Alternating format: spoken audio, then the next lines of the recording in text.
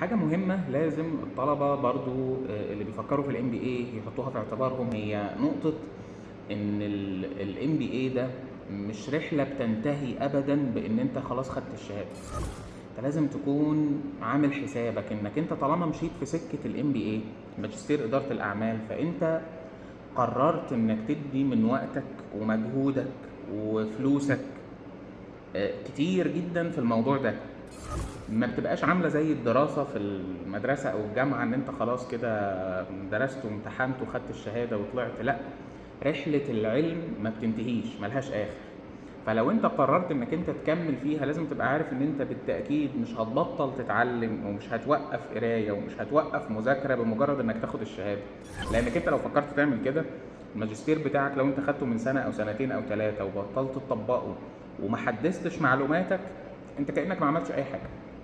فانت محتاج تفضل مستمر في رحله العلم دي على طول، مش بمجرد انك تاخد الماجستير.